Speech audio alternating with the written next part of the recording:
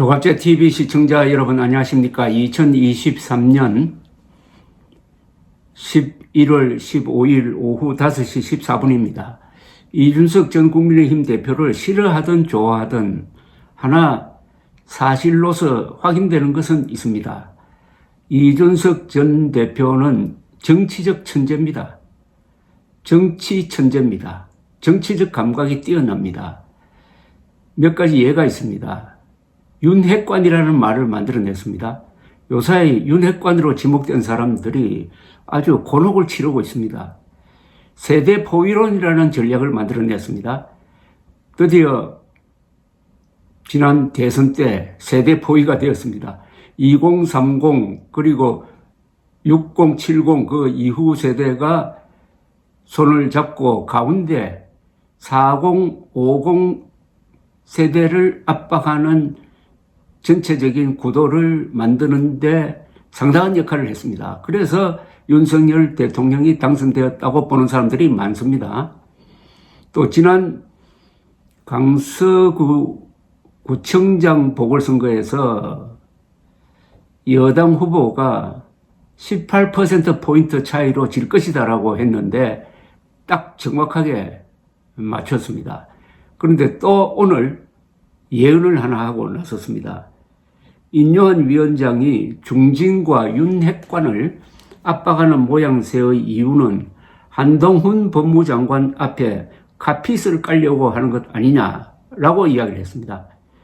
결국 1, 2주 안에 김기현 대표는 쫓겨난다고 본다고 했어요. BBS 라디오 전영실의 아침 저널에 출연해서 한 이야기입니다. 윤석열 대통령이 인요한 혁신위를 통해서 달라진 모습을 보여주고 있는 것이 아닌가라는 진행자의 질문에 대해서는 이렇게 설명을 합니다.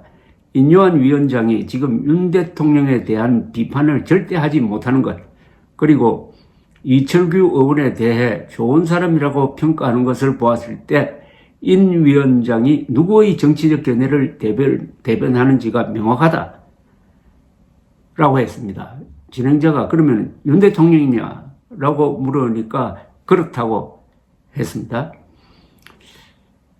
이준석 전 대표는 이어서 한동훈 장관이 강서 보궐선거 이후로 안 하던 걸 다시 시작했다. 민주당이랑 서로 독설하고 싸우고 있다. 한 장관의 그 쥐가 결정된 것 같다. 정치 쪽으로 틀 것 같다는 생각이다 라고 했습니다. 한동훈 장관이 당에서 역할을 하려면은 상당한 지위를 가진 역할을 하려고 할 것이다. 인 위원장이 최근 중진과 윤핵관을 압박하는 모양새의 이유는 한동훈 앞에 카펫을 깔려고 하는 것 아니냐는 생각이 들고 결국 1, 2주 시한 내에 김기현 대표는 쫓겨난다고 본다고 주장을 했습니다. 그러면서 한동훈 장관이 연일 민주당을 향해서 공세를 펴는 데 대해서는 이준석 전 대표는 이렇게 설명을 했습니다. 1, 2주 사이 김기현 대표의 그 쥐가 정리되고 나면은 어르신 보수층에서는 최근에 보니까 한동훈 장관이 시원하게 싸우네. 이 사람을 비대위원장으로 해야겠다는 식으로 몰아갈 가능성이 있다고 전망을 했습니다. 혁신위와 윤핵관의 싸움은 어떻게 될 것 같느냐고 물으니까 이준석 전 대표는 인요한 위원장을 실질적으로 대통령이 많이 서포트하고 있는 상황이라면 윤핵관이 저항하기는 힘들 것이다. 결국에는 구국을 위한 결단으로 포장하면서 적절한 타협안을 보려고 할 것이라고 했습니다. 이어서 한 장관이 비대위원장으로 만약에 오게 된다면 국민의힘은 어떤 모습이 될 것 같냐라는 진행자의 질문에 이준석 전 대표는 이렇게 이야기합니다. 한동훈 또는 원희룡이라고 본다. 비대위원장은 한동훈 또는 원희룡이라고 본다.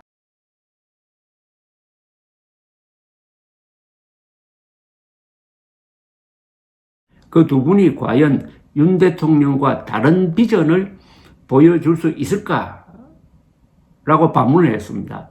이어서 민주당이 지금 김건희 여사에 대한 특검을 이슈화하려고 하지 않느냐.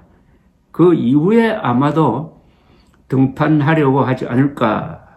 그래서 다음 주쯤부터 사전 정지 작업을 할 것이다. 사전 정지 작업은 한동훈 장관이 선대위원장이라든지 비대위원장이라든지 이런 중책을 맡으면서 총선에 임하는 그런 자리를 마련하기 위해서 사전 정지 작업으로서 인요한 위원장이 앞장서서 이른바 윤핵관을 정리를 하고 그 연장선상에서 김기현 전 대표를 물러나게 한 다음에 뭐 비상대책위원장 자리를 마련하든지 선거대책위원장 자리를 마련하든지 해가지고 한동훈을 추대하는 쪽으로 흘러갈 것이다 라는 이야기를 했습니다. 여러분 어떻습니까? 저는 상당히 근거가 있는 전망이라고 생각합니다. 한동훈 전 장관이 요사이 속 시원한 이야기를 합니다. 그리고 일일이 옳은 이야기를 해요. 이게 또 크게 뉴스가 되고 있습니다. 그런데 그런 빌미를 제공한 것은 한동훈 장관이 아니고 송영길 전 민주당 대표였습니다. 이 경우는 항상 제가 이야기하는 보수는 분열로 망하고 좌파는 자충수로 망한다는 그 원칙에 맞는 것 같아요. 가만히 있는 한동훈 전 장관을 향해서 송영길 전 대표가 건방진 놈, 어린 놈, 검찰 독재의 수괴 이런 식으로 이야기를 하니까 한동훈 장관이 즉각 그 말을 받아서 본격적으로 송영길 전 대표에 대한 비판을 하는데 송영길 전 대표만 비판하는 게 아니라 송영길 씨가 대표하는 이른바 운동권 중에서 아주 극렬한 그러면서도 타락하고 부패하고 무능한 이른바 민주투사들을 사잡아 비판하는 식으로 이 전단을 열었는데 전선을 넓힌 겁니다.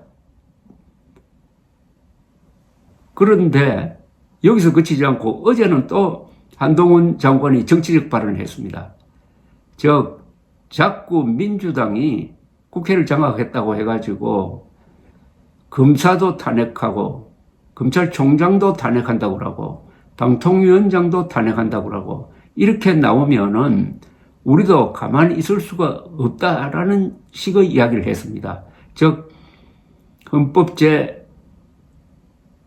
4항에 있는 위헌정당 해산 청구권, 민주적 기본 질서에 위반한 목적이나 활동을 하는 정당은 헌법재판소에 해산 청구를 할 수 있다라는 이 조항을 언급을 하면서 상당히 으시시한 이야기를 했습니다. 국회가 탄핵 소추권을 갖고 있다면 정부는 위헌정당 해산 청구권을 갖고 있다라고 했어요. 이러니까 아까 이준석 전 대표가 이야기했던 대로 이 전통적인 보수층에서 한동훈 장관에게 박수를 보내고 있습니다. 이게 계산된 발언이라는 거죠. 계산된 발언. 어차피 상황이 그쪽으로 흘러갈 것 같습니다. 한동훈 장관은 50세입니다. 그리고 여론조사에 의하면 여권의 정치인 중에서 단연 1위로 나오고 있습니다. 그리고 이번 총선이 눈앞에 있습니다. 야심이 있다면은 관료로 끝나지 않고 정치를 할 야심이 있다면은 이번 총선에 중요한 역할을 해야 합니다. 이 기회를 놓치면은 무대는 바뀌게 될 것입니다. 이준석 전 대표가 금명간에 김기현 대표는 사라지고 그 자리에 한동훈 장관이 등장할 것이다 라고 전망한 것도 이준석이라는 정치적 천재의 예언이니까 적중될 확률이 상당히 높다 이렇게 생각이 되네요. 감사합니다.